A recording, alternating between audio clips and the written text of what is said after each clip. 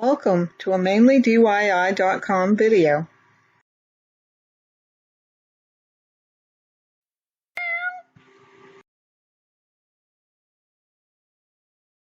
Hi, and welcome to round 2 of a granny square. But before we do that second round, I'm going to just weave this tail in a little bit. I'm not sure if I had done that yet or not. I'm just taking my hook and kind of pulling it back and forth between the stitches. You could do this with a yarn needle if you were more comfortable with that. Either way works fine, and I'm just kind of weaving it back and forth, at least until I get to the next one of these corner pieces, okay? So we're going to change colors, so I'm going to make a slip knot. So again, I just make a loop with my long end on top, pick that loop up, put it over my long end, slip my hook right in there, and pull it tight. And let me do that one more time for you. Okay, so I made a loop, picked it up, placed it on my long end, worked my hook right through there, and then I'm going to just pull that tight, and I'm ready to go. Okay. So I pick up my piece of yellow. I probably don't want to work where I just joined, which I can see is there. You'll get to learn where that is over time. And I'm going to come in and I'm going to pick this hole to work in, or this corner. So I am going to make a double crochet, so I'm just going to wrap the yarn around my hook, put it in the hole, and then I'm going to pull the yarn to the back side, wrap my yarn, wrap it around the hook, pull that hook up through, see I have 3 on my hook, wrap, go through 2, wrap and go through 2. This tail I'm going to take and I'm going to carry it along here by this yellow because I'm going to bury it a little bit, at least in this corner. So I'm going to make another double crochet in there, and I'm in a corner. So corners have 3 chains in between clusters of double crochets. So I need a cluster of 3 more double crochets in here. So I'm going to go right in that hole. I started by wrapping my yarn around, went down in the hole, just kind of leaving this tail end up near the top so that it catches under there, pulling my long end of the yarn up through, wrapping, going through 2, wrapping and going through 2. Again, I'm going to do one, so do another double, so I'm wrapping my yarn around the hook, going down in the hole, pulling the yarn up through, wrapping, go through 2, wrapping, go through 2. So I need one more. Now you probably noticed that this one only had 2, and that's because that's where we're going to join, but we're going to complete this set of 3 clusters. So we're wrapping, going around 2, wrapping, and pulling it up through, wrap, go through 2, wrap and go through 2. Okay, so this area right here is not a corner. These are corners here.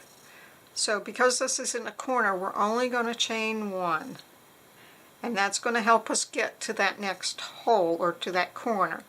So corners have 2 sets of clusters, and each cluster has 3 double crochets, and they're separated by 3 chains. So we're going to wrap our yarn around the hook, come down into the hole, wrap, pull our yarn up through, wrap and go around 2, wrap and go around 2. Okay. So we're wrapping our yarn, going down in the hole, picking it up through, wrapping and going through 2, and then we'll wrap and go through 2. So we need one more in the set, so we're wrapping our yarn, going down in the hole, picking our yarn up, wrapping, going through 2, wrap and go through 2. So I did my first set for the corner, so now I'm actually making the corner by chaining 3. And 3 works really good in the corner because it will make your corners sharper when you get done. So I need another set of 3, so I'm wrapping my yarn, going down in the hole, pulling it up through, wrapping, going through 2, wrapping and go through 2. Again, wrap the yarn around, go down in the hole, pick up the yarn, have 3 on my hook, wrap, go through 2, wrap and go through 2. Wrap, go down in the hole, wrap, pull my yarn up through, wrap, go through 2, wrap and go through 2. Okay, so I have one cluster or a set of 3 and another set of 3, and they're separated by this 3 chain corner piece. But now we need to get over to the next corner. So we're going to chain 1, and then we're going to wrap our yarn around the hook, go down in that next hole, pull the yarn up through, wrap, go through 2, wrap and go through 2. We need 2 more, so we're wrapping our yarn, going down the hole, pick the yarn up, 3 on the hook, wrap, go through 2, wrap and go through 2. Wrap, go down the hole, pick the yarn up through, wrap and go through 2, wrap and go through 2. So we have a set of 3 or a cluster, whichever way you like to call it. We need 1, 2, 3 because we're on a corner, and then we're going to go back because we need another set in the corner, so we're going to do another set of double crochets, another set of 3, 1, 2, 3,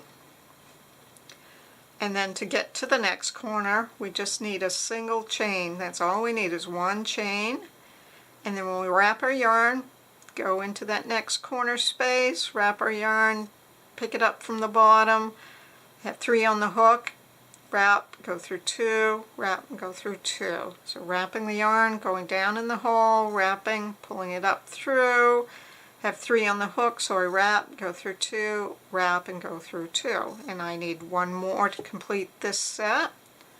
And then I'm at corners, so I'm chaining 3, 1, 2, 3, and I need a second cluster or another set of 3 double crochets in this corner. So 1, 2,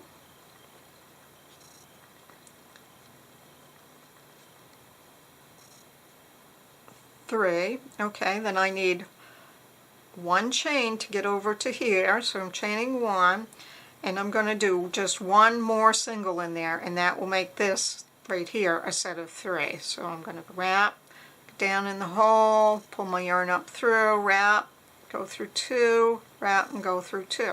So now I need to join. So I'm just I'm coming to my double crochet here and backing up 1 because that's easier for me to find that first one. If you look, I guess you could find the first one pretty easy on this because it is a full double. So we put our yarn under the what looks like a chain of the stitch, wrap our yarn around, pull it through that and right through our last one.